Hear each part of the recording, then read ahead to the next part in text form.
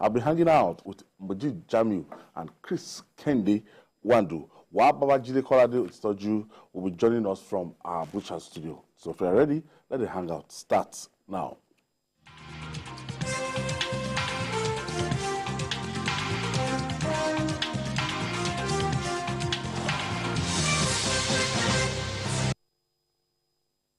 Thank you for staying with us. Let's begin by paying tributes to the designer of the Nigerian flag, Taiwo Akinkumi, who died at the age of 87. His son, Samuel Akinkumi, announced his death on his Facebook page. The national hero was awarded £100 by the federal government when his design was selected as the Nigerian flag. He was also honored with the Order of the Federal Republic, OFR, by President Goodluck Ebele Jonathan. May so rest in perfect peace. MJ? Yeah, I think Green, white, green. I think it deserves a national burial because the green, white, green flag remains our symbol, and I think may the soul of Papa Akinkumi, who died at 87 years, that is a picture. There was a time the son, who also posted his obituary complaint about his dad being neglected. But I think it deserves more than what he got from Nigeria. I mean, for that, and also with the person that did the national anthem. And I think people like that should be given more recognition. And in terms of even, I think, financial and other stuff. But I think the federal government, I believe that the federal government under Asiwaju Bola Ahmed Tinubu should be able to compensate the family by giving him a befitting burial. MJ, the labor of our heroes past. I've never been anytime I think about that line of a national anthem. Yes, it's a patriotic wordings. And there are some people that have really paid the price, or even with the younger ones. Look at what happened pre-independence, the 1960 and about. This is one of them, but I came with me. He's from Ogu, an Egba man, Ogu, the same place with former President Olusegun Obasanjo. And I was going to his profile, and he mentioned how he came about this flag. That sometime in 57 or there, but he was in the library just reading. When he read in the newspaper that people should put entry for the, and he read the criteria, and he put in, and out of several thousands of this thing, that he was picked, and to him that was the greatest thing. And that was I suppose at in 1958 thereabout. But for him to have died at 87, that is a very ripe age. It should be a celebration of life. So because all of us pray to get to that point. And good enough, he was after so many complaints, he was finally given an OFR, which is a national honor by one of our former presidents. So to me, apart from that, he also studied in United Kingdom. He's an engineer. He studied at engineering at Norwood Technical College in London. So this is a man that is well read. And so may so rest in peace. And may a nation that he did so well by providing us with that iconic flag, be able to recognize him also at death. All right. I pray the soul of Samuel Akinkumi rest in peace. The rates of spread of social vices is becoming alarming in Nigeria. The police in Delta State have arrested scores of young men and women suspected to be gays.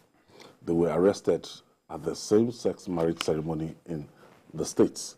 The police spokesperson in the state, Bright Edafi, who put the number of those arrested at 67, said a cross-dresser intercepted by police-led operatives to the venue of the ceremony. Let's share the story with you.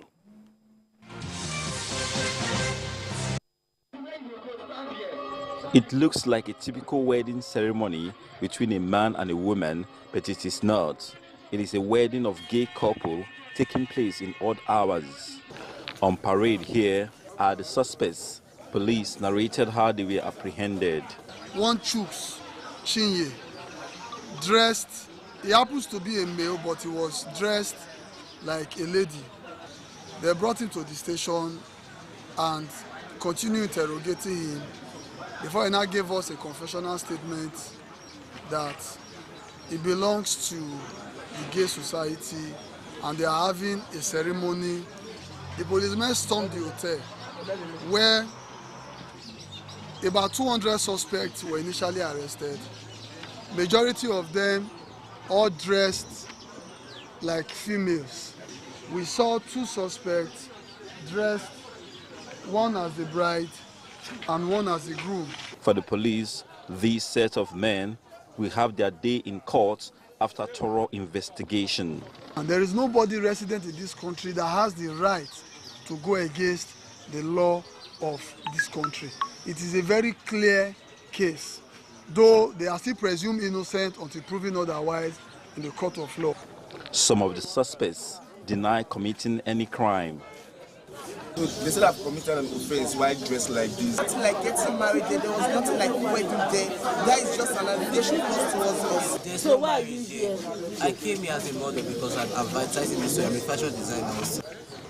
The same-sex marriage prohibition bill signed into law on January 7, 2014 by former President Goodluck Jonathan imposes a 14-year prison sentence to anyone who enters a same-sex marriage contract or civil union, and a 10-year sentence on individuals or groups, including religious leaders, who witness, abet, or aid the solemnization of a same-sex marriage. Ikenna Amechi, TVC News, Efru, Delta State.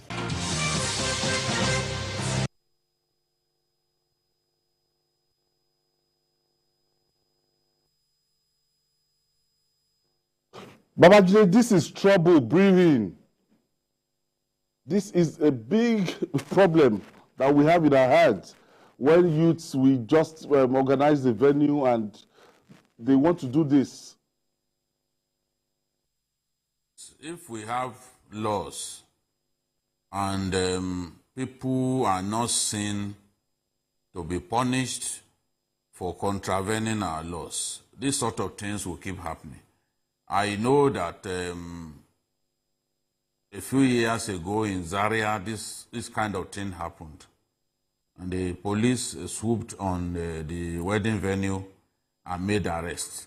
Now, when these things happen and they are taken before a judge and sentences are passed and it gets reported by the media, those who otherwise would have wanted to do something similar, they will think twice. We are a nation where impunity reigns, not because we've not got laws to deal with infractions in our country, but because of the slow and whimsical nature of our judicial process and the fact that it is a lot easier to escape justice through extrajudicial means. That's why these things keep happening. Nigeria is not USA, for God's sake, where most of the states have agreed to same-sex marriage. Our country, based on the Same-Sex Marriage Prohibition Act of 2013, frowns at same-sex marriage. And for this reason, I do not expect people to go to the extent of even organizing a wedding. Family values, of same-sex wedding, family values have collapsed. The groom is 22. The bride is 20. Ordinarily, these are people who should still be under some level of control of their parents. But most parents can't even talk to their children. Most parents do not know what their children are doing. Even as early as 16 years, some parents simply do not show interest in how their children are doing anymore.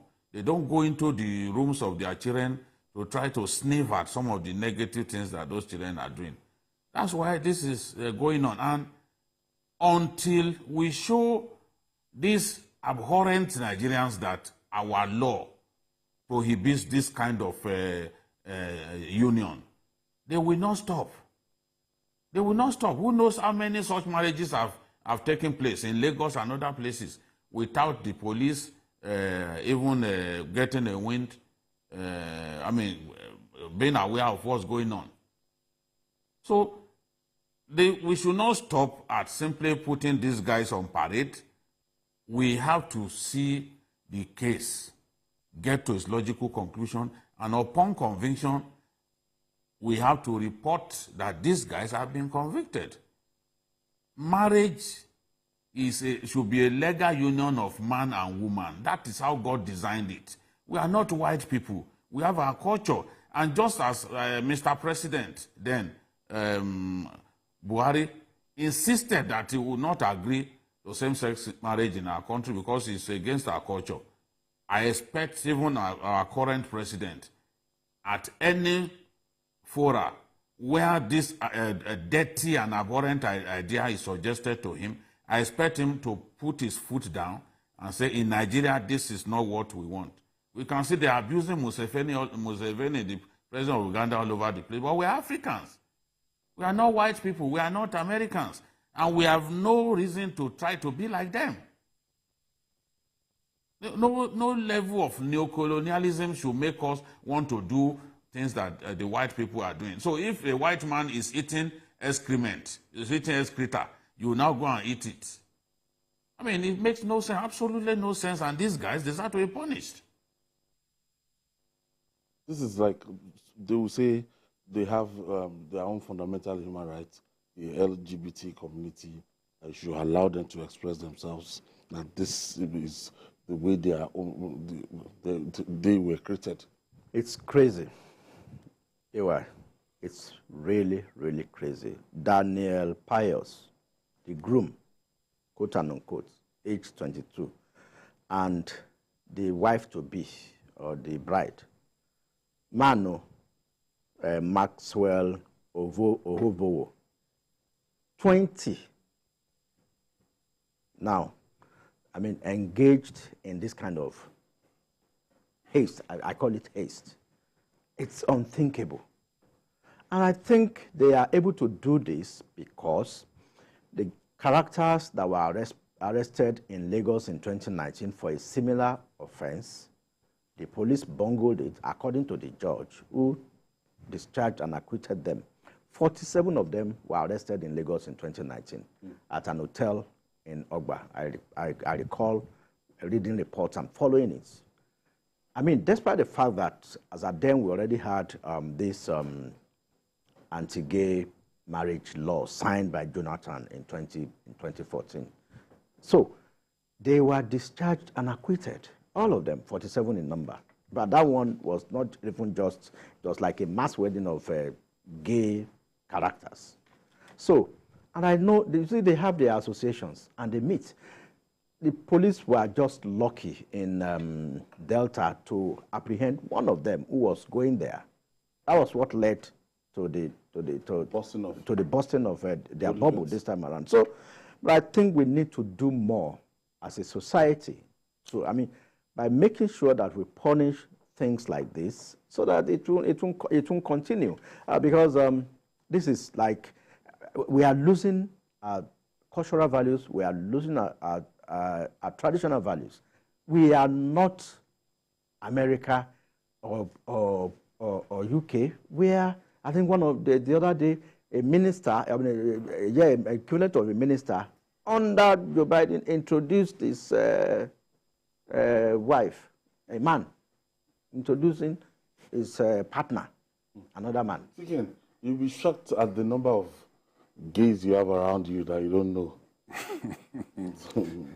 I don't know and I don't want to know. The Same-Sex Prohibition Act was signed into law on the 7th of January 2014 by President Goodluck Jonathan. And that act stated as followed: ban same-sex amorous relationship, gay marriage, membership of gay rights groups, possession and meeting of same-sex advocates, blah, blah, blah, blah, blah, blah. So it is not that we don't have the law, we have the law. And also prescribed, just as BKO said, 14 years imprisonment. And what that law said, it's not just 14 years for those that engage, that are getting married. If you as an individual, you go there and to witness, you're also going in for it. For 10 years, yeah. Yes. The place, the owners of the place, of the venue, also will go in for it. So it is an all-encompassing law that has been signed in. But the problem is that we've not put it to test. We have not. And that is why we are seeing this. This is just as Muji said, these are just the ones that we've seen. It happens on a daily basis. And most often than not, we come to realize that the Western world always frown against it. Oh, they tell you it's a fundamental human right. Hey, why? Fundamental human right, your right stops where my own begins. You don't have, because you have fundamental human right that is enshrined in the Constitution, 1999 Constitution of Federal Republic of Nigeria, as amended, you decide to slap me. Yes, it's your right, but you can slap me. But when you slap me, the repercussion of your act is also. So those are some of the things. And also look at it from this point. And I've said it with that number. The Western world, just like BKS, cannot be telling us. Let me give you a practical example. Polygamy is synonymous with Africa. Our people here marry 2 wives. 4. Marry 3. Marry 4. 27. That is it. Marry 27. Has there been any time we impose on the Western world? They don't marry more than 1. If you marry more than 1, you go in for it. You'll be charged to court. And yes, that's bigamy. Have you ever seen Africans going to tell those in US, those in US and you say, no, you must marry 2 wives or 3 wives. And that doesn't. But there is another angle that most people have not looked at. People have not, which I personally, probably because of my decision, have also looked at. Hey, why? This is also could be a detour. You know what I mean? Some of these guys are also looking for avenues to seek relevance, to travel abroad, to seek visas. Mm-hmm. That is one part that most people have not been looking at. Mm-hmm. You know very, very well that when you go to the US or whatever, you seek as a Nigerian or Africa, there are certain indices that you present. Mm-hmm. So some of these things, all this video you are seeing, showing to, by the time they just lead these guys tomorrow, you see them jump to American embassy. They are being persecuted. That is it. So that is why the police have to do proper investigation on this. I'm sure you've not thought of this angle. Because they must, because 22 creative. Very creative. I'm telling you. So that with this story now all over the media and everything. From tomorrow now, I have they will compile it and let me tell you. There have been instances I've known certain people that have gone to Canada, gone to US, and they call me as a journalist. I say, CK, can you just help us plant a story in your site and say that we have been prosecuted in Nigeria? I said, what do you want to use it for? And they backdate it, will pay. I said, what for? He said, I want to present it where I'm seeking for asylum that I was being presented. So some of this is so, which is why the police have to do their job. Then the court also. The problem we've always had is not having the law. It's what have we done with the law? Okay. Bikio, your final take on this? I think that as a people, our culture needs to be protected. We should not subordinate our culture to foreign cultures in any way. What these fellows have done is abominable, and they need to be dealt with severely. Okay. Various dimensions continue to trail the field between the Edo State Governor Godwin Obaseki and his estranged deputy Philip Shuaibu. The State Commissioner for Communications and Orientation, Chris Nakare, said the interruption by Shuaibu and his media team at a colloquium in Benin was a deliberate action orchestrated to embarrass Governor Obaseki. What is the meaning of this? You see, when you think you have seen it all, then it will turn to yam pepper scatter scatter, the one we literally call Isu Atayonyon in Yoruba. Last week it was the security details of the governor stopping the deputy governor from having a conversation or having a handshake with his principal, the governor. In public. In public. I mean, you see, I think Obaseki should be careful. He has just about 1 more year more to go. And if God says Shuaibu will become governor in that state, nothing will stop it. But Shuaibu too should be willing to live with whatever consequences of what he gets from this thing that is happening, because he was the one that supported Obaseki. Okay, I mean, so the security man prevented him yes. from seeing the governor. They So just told him that no, you can't yes. approach the governor. And Obaseki was looking at him. Look, he was pretending to not to see what is happening, you know. So, but he is also bent on is also bent on causing some uproar. Now, Obaseki, being the governor, said it was Shuaibu's media aides that leaked that embarrassing moment into the media. So that's why he sacked all the media aides of Shuaibu, saying that anytime you need media coverage, you apply to the Ministry of Information. So I don't understand. You know. So it's very funny, but we all see where this will lead to. It's a function of who succeeds Obaseki in 2024. Before we even talk about 2024, the office of the deputy governor, the way Philip Shuaibu is being treated, and the way they are going about this field, and if people look at it, it's not about the individuals now. There will be a person, you know, that will be seated. There will be people that will be seated on that same position, and this is the bad precedent. Yes, it is, but it's just quite funny. I wonder what Governor Obaseki and his media handlers think we are. That we are just morons. 230 million Nigeria, we are just morons that we just push out. In fact, I personally thought that Obaseki should be sacking his media aides, not that of the deputy, because they are not covering him well. This is not media management. This is not public relations that some of us read. So, the governor will get embarrassed. I said the man, they are embarrassing. He is embarrassing himself. And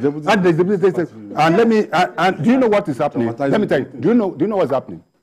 He's turning his deputy to a villain, and that is what's happening.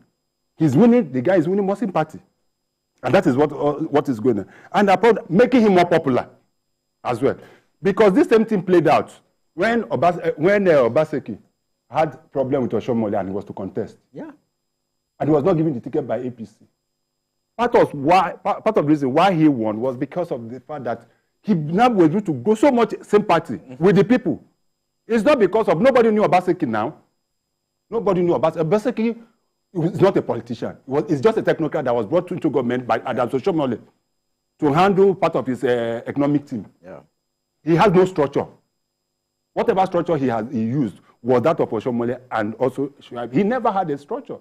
So for him to be doing all this, it's so childish. And it has gone to the point now, what they are now calling Obaseki is emperor. They are turning to, maybe he wants to talk to another local bongo, Ali Bongo, who was just as today or thereabout. It is quite unfortunate. And they expected somebody like him, because this is a man I have, is one of the governors I have so much respect for in the past. Because when you see him talk, when you talk about economic issues, there was a time he raised fundamental issues about economy. You remember vividly. Yeah. And after some months, it happened. When he challenged printing money. Exactly. Yeah. Even during the political, he was talking about P2B And the kind of the popularity was good, and he always got it right. But this is not covering him in good ropes, and I hope that he'll be able to retrace his steps and allow the man be. So we quickly take this break. When we come back, we'll continue with the Edo State crisis.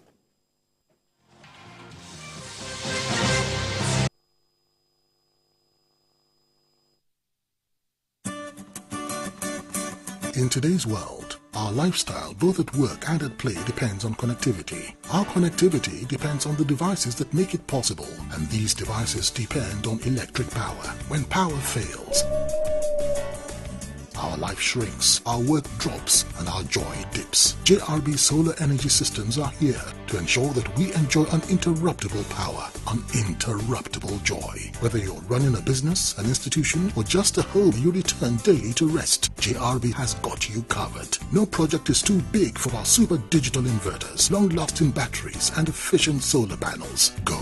Dream on. Change your world. JRB solar inverters, batteries, solar panels, solar streetlights, and more. Telephone 0906 752 1111. Email sales@jrbsolar.com. With JRB, the sun's gonna shine on everything you do.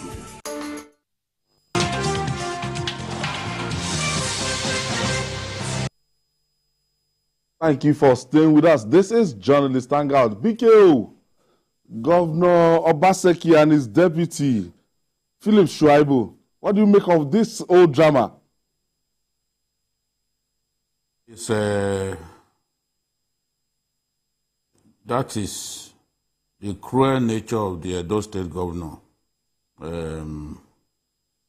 being brought to the fore once again. This is a governor who famously worked with less than 10 House of Assembly members and used the judiciary to ensure that they did not find their way back into the assembly. They organized a midnight election of speaker, which eventually snookered a good number of them who were not there.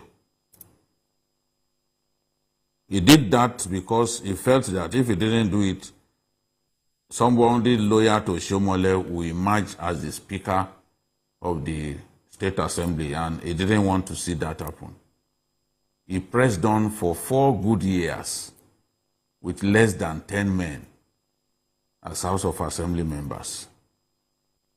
That way, he set a record for cruelty as a governor. I simply can't put anything beyond him at this stage. And the deputy governor apparently angered him by rushing to a court in Abuja to restrain the assembly from impeaching him. Now, he's doing everything possible to embarrass the deputy governor, reduce the office of the deputy governor to nothing. I'll be happy to see our constitution amended to give specific roles to deputy governors, because treating deputy governors in this manner is just terrible. You cannot, it's a joint ticket. When you win, sometimes we've seen even deputy governors more popular than their principals win election because of their efforts. But the way it is now, Obaseki is treating Shaibu like a sweet wrap on the floor, like a totally insignificant fellow. I mean, if you are saying, look at what one of his aides was saying. We know the deputy governor is ambitious and wants to be the governor. Good luck to him. No one is stopping him, but you do not bring your house down to feed your ego. How has he brought the house down? If you have no plan to impeach him, it shouldn't bother you that he went to court to try and get the court to save him from impeachment. Maybe you have said there is no plan. The speaker said there is no plan to impeach him. The governor said there is no plan to impeach him. So what is the issue? He tried to greet the governor at an event. Again, that is a first. I've seen governors and their deputies quarrel, but most times they try to mask it, make it look like nothing has happened. But Obaseki set a record by getting his security aides to block the deputy governor, stop him from greeting him at an event. I mean, this is extremely childish, because if he didn't greet you at an event, it will be obvious to everyone that there is crisis in Edo State.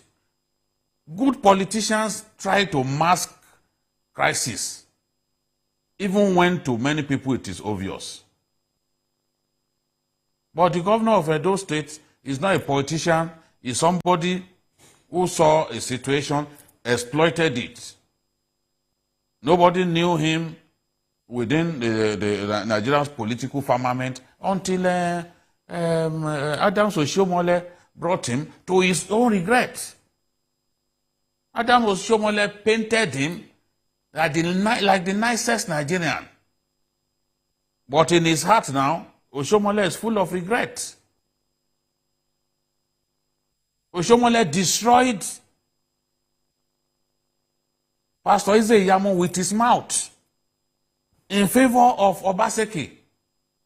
By the time it was time for him to campaign for Ize-Iyamu, the people were not ready to listen, because the same man that you are destroyed verbally, how do you then go back to them and tell them that, oh, he is the nicest Puritan around? So this is what we are facing. Telling a deputy governor to seek permission before his activities can be reported is downright childish. And we don't know the extent to which they will go in Edo State, at the rate they are going. No one knows the extent to which they will go. Because despite the fact that the deputy governor is saying, oh, I'm loyal to Governor Obaseki, is my elder brother, this and that, everyone knows that to the governor that is empty gas. He's not prepared to listen. It is how he will stop you, make you thoroughly irrelevant, make you as worthless as a sweet wrap on the floor. That is what he is bent on doing. And he has already begun to do that.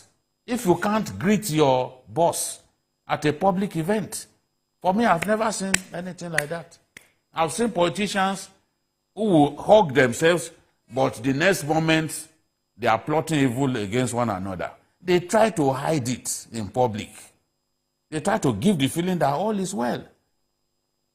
I saw Baba Olusola Saraki pretend that all was well with Adamu Atta, with the then president, Shehu Shagari, all of them, he raised up his hand. But what did we see? Ahead of the election, they told these people they should not vote for Adamu Atta, because despite the show that they put up at the Kwara Stadium on that day, Baba Olusola Saraki knew in his heart that he would not want him to get a second term. And he made sure he didn't get a second term. But in public, he pretended that all is well. But Obaseki, who is not a politician, in public, he just wanted to greet him, just to greet, to say, sir, how are you, sir? How are you doing, sir? He got security men to disgrace his deputy. He got security men to stop the deputy from greeting him. He's the only one who knows what he wants to gain with this kind of behavior. I mean, governance should not be reduced to this level. Something is really happening in Edo State, and it's a matter of thorough shame. Okay, we continue monitoring the drama in Edo State between the governor and the deputy governor as it unfolds. Now, the crisis rocking the new Nigeria People's Party, NNPP, has taken a new twist shortly after the suspension of Senator Rabiu Musa Kwankwaso by the NNPP faction loyal to him, held a parallel meeting of the National Executive Committee in Abuja to reverse its suspension. They announced the expulsion of the new acting national chairman of the party, Major Agbo, and some notable members involved in the NNPP flag bearers sanction. What is happening after that outing that Senator Musa Rabi Kwankwaso just had one point to prove in 2023, that is the generalismo of Kano politics, and we've severally given it to him here. Journalist Hangout, he did very well in the presidential election in Kano. He did very well in the governorship election and the National Assembly election. Yes, in Kano. Kano politician is the godfather of Kano politics. But after the 2023 election, this is coming as a surprise that a faction can say, yes, our national leader, you are not going to be our national leader again, for trying to negotiate with the APC, trying to hobnob with the APC, who suspended you for 6 months. You see, it's for Dr. Boniface and Ebonam, the moment you climb on the back of a tiger, then you know the outcome when you attempt to come down. Of course, the tiger would have been hungry, will consume you. Now, it was the BOT that suspended Kwankwaso. But Kwankwaso is a deft politician. He understands the game. He was able to convene the meeting of the neck of the party. So it's the neck of the party that first suspended Agbo. Agbo was a PRO until he became the acting chairman that they used to suspend Kwankwaso. Now, from suspension, they have been expelled from their own party, the Agbo team and Ebonam. So, at the neck meeting, I mean, it is the man who has the money that has the party. The piper dictates the tune. So, at the neck meeting, we have Kwankwaso there, you have the governor of Kano State, you have all the senators on the that elected on the platform of NNPP. Then you also have the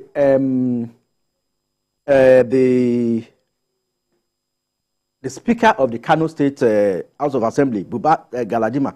The big wigs in NNPP were all there when Boniface and Agbonam and the others were expelled. So, as it is now, I believe it is 2-1 in favor of the Kwankwaso team.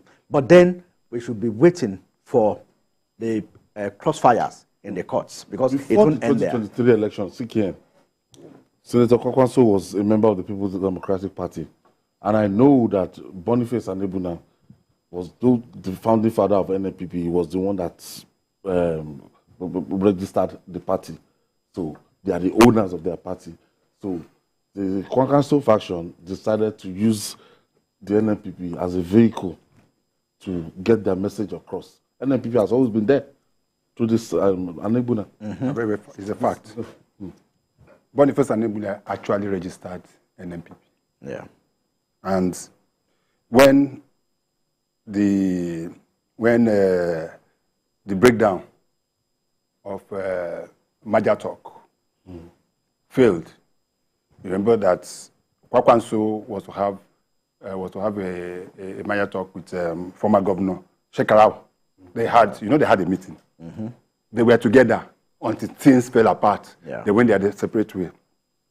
Kwankwaso was tinkering with also running with P2B. But the fact is that they fell out where they want to decide who is going to be the presidential candidate. Yeah. He also had some talk with Atiku to a large extent until finally, in fact, at the point, towards the end of, before the election, it was said that Kwankwaso was going to step down for either of the districts. But at the end of it all, they couldn't find a place of convergence. And the only party they thought and they believed that they could be able to was NNPP. They went and met Boniface and Nebunam. There was an MOU that was signed between Kwankwaso and Nebunam. Sure. Because we need to put all this in perspective. Because yes, we need to put these things in perspective. That's what it does. So because people are looking at, NNPP only have the one governor in Kano, has the senators. But without a platform, the party, whatever you need to candidate, that is the because it's the party that most often goes to the election. That is what recognized. Sure. So there were issues. Then let me also tell you that in the NNPP constitution, the founder who is body president cannot be is a life member. That is what their constitution said. I was listening to Barrister Ladipo Johnson, my classmate. Okay. You know him. The internal auditor. Yes, internal auditor. He used to be the PR. Yes. He was the PR. I was listening to him today with one other suspended executive, the guy, the chairman, acting chairman in Ogun State. They were on the TV program this morning, and I was listening to them, and these things were real. But within that same constitution, in as much as we cannot suspend him as being a founder of this thing, there's also some section in that same constitution that gives the NWC to deal with any issue relating to suspension, irrespective of all members. So that is where they seem to. So what they quickly did yesterday, the ones that some people met in Apapa and did the initial suspension. Then this other one. But the fact remains that NNPP is like this has fallen apart. Just like say in this fall apart, and the center cannot hold. Jide, so can you just shed more light into this crisis?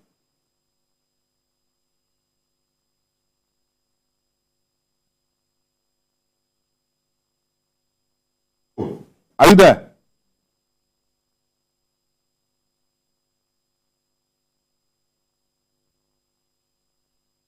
Okay, I think we've lost contact with BKO there. So, as it is now, the people that attended the Abuja meeting seem to be more formidable. No, I said that the person who pays the piper is the money man with a governor, senators. I mean, then he has the heirs of the villa. Kwankwaso has the heirs of the villa, and that's the grouse of the owners of the party. That come, we have been existing, we have been struggling. We didn't need to hobnob with the ruling party, but now, despite the fact that you have Kano, it's not enough for you. You have senators, you have House of Reps members, you have House of Assembly members. You are still going to hobnob with them at the villa in Abuja. So that's why we are suspending you for 6 months for anti-party activities. And Kwankwaso, being the presidential candidate, who sees himself as the person that gave NNPP a life. As a matter of fact, said, come, you can't do this to me. This is an insult. Then he convened NEC and expelled them. It's like the same thing that is happening in Labour Party. And because all these characters, when you don't have anything to, there will be crisis. Between, you can see the between Abure and Apapa in Labour Party. Now it's Anebonam and the Kwankwaso group. But the Kwankwaso group will deal with the Anebonam group. They have hijacked the party from them. Because at the end of the day, it is the neck of the party that INEC recognizes, not the BOT. The BOT is just advisory. It is the neck that has the power to call the shots. And they were smart enough to do that. And they have all the money to prosecute whatever case they want to prosecute in court. So, for Anebona, he has sold that party, quote and unquote. So, if he really... No, definitely. It is going to court. My personal opinion is that this is just a fallout of spoils of war. My personal opinion. It may just look political to some of us. That, they have an issue. I believe there is more to it than... I have the feeling that certain factions don't seem to be getting their main due, quote and unquote, if you understand what I mean. Their dues. What do you mean by dues? Being a member of a political party, there are certain things that's supposed to come to you. But they just, as MJ said, there is only this cow. The milk is only coming from one breast. As we say in my language, the milk is only coming from one breast. Because apart from Kano, I don't know where NNPP won. I don't know. I may be wrong. No, apart from Kano, I don't think AY. Are you aware? Apart from Kano, I don't know if there's any other place that NNPP. Kano is the only. So that is why I'm saying that milk that juicy milk is coming from one breast. And it is only the Kwankwaso movement and those in Kwankwaso camp that can be able to. The governor, they have members of House of Rebe. The war chest is very, very big. I think that will be a convergence point for them if they know that they don't want this party to go under. It also happens on some of those parties, ADP and some of them. Remember what happened to that particular party, that former governor of Oyo State, what's his name? It's in Oyo State. Yes, I think Accord. Accord is happened. Accord. It has happened SDP. Yeah. It has happened SDP. APGA. It has happened in APGA. Yeah. You remember what the problem with APGA when P2B had to leave APGA because he was having issue with the former governor of Anambra State, Obiano. So it happens all the time. But I hope that after this initial gragra, they'll be able to get their ass together, or else they still have to go to the court, just as Labour is doing now, until it gets to the Supreme Court. The Supreme Court will not decide who are the main owners. Well, that is what it has to be. You don't have any other way, because not going to the court means that you are resorting to self-help. And that itself is what the law does prohibit.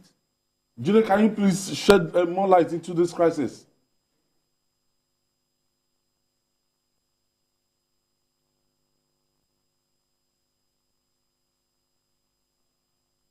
Some chairmen of the party came together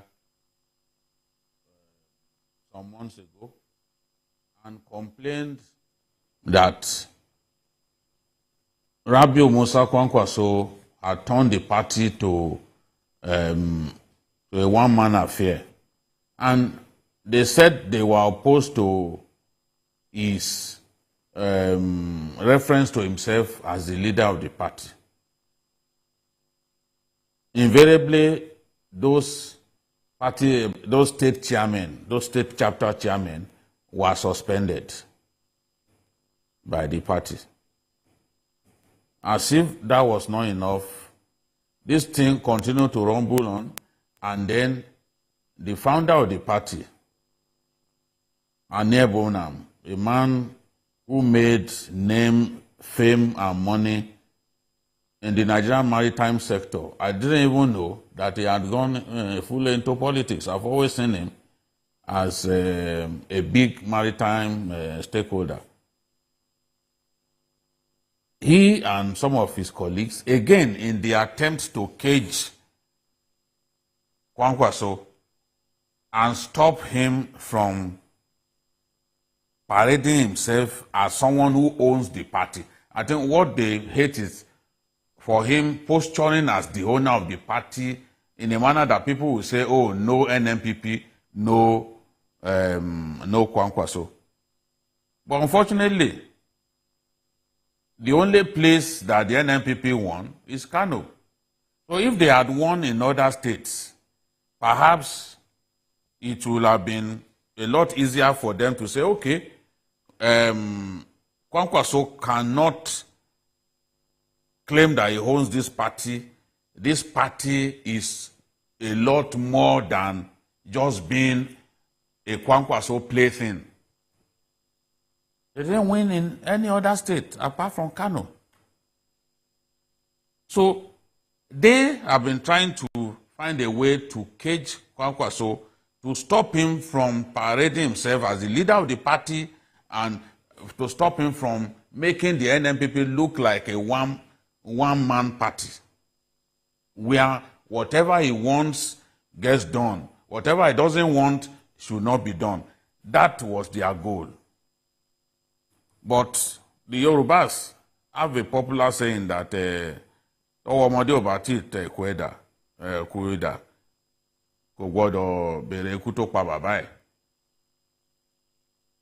boy must not ask who killed his dad or what killed his dad when he has not been able to lay his hand on a machete.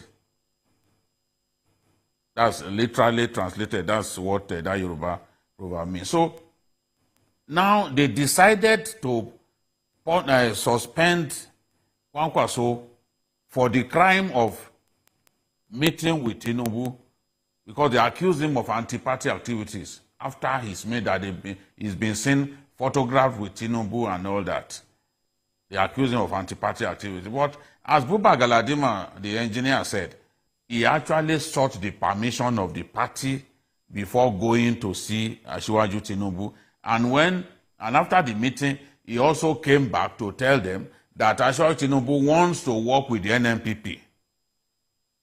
And they then decided that, okay, when it is time, we'll decide whether to work with the NNPP or not. So, Anebonam and co, it's like they try to plan a coup, punish the most recognizable face in the NNPP for alleged anti-party activities because he had meetings with the president. But others, and when I'm talking about others now, I'm talking about the heavy hitters, the most powerful people in the party. They are on one side. It is very predictable what the outcome will be. With the governor of the state, governors are the ones who fund political parties in our country. They are much stronger than any other person, any other group within any political party, even the APC at that time.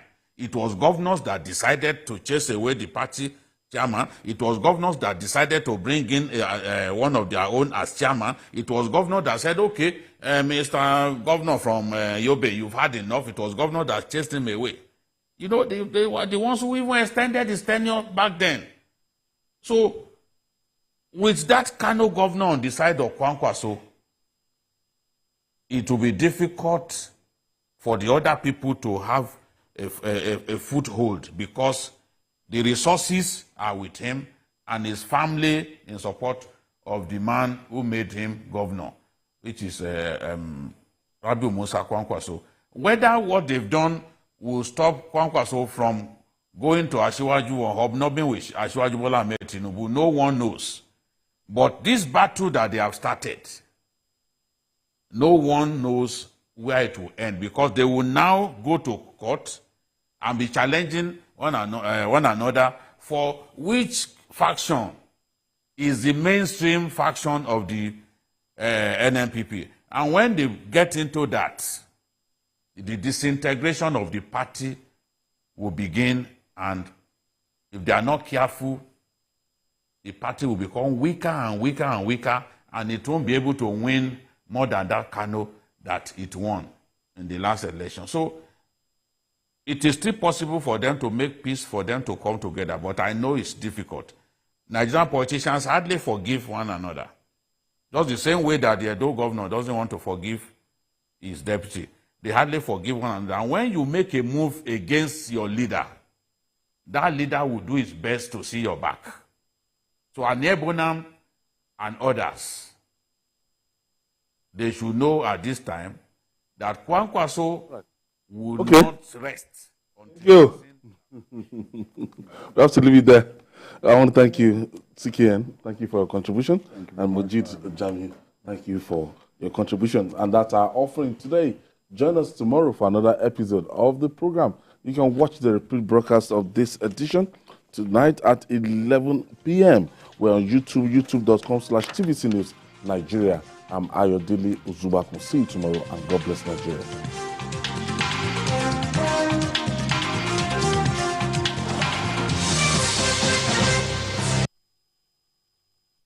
The following is a paid presentation by ShopX TV. Are you worried about the safety and security of your home at night? Do you wish to know when intruders come close to your home?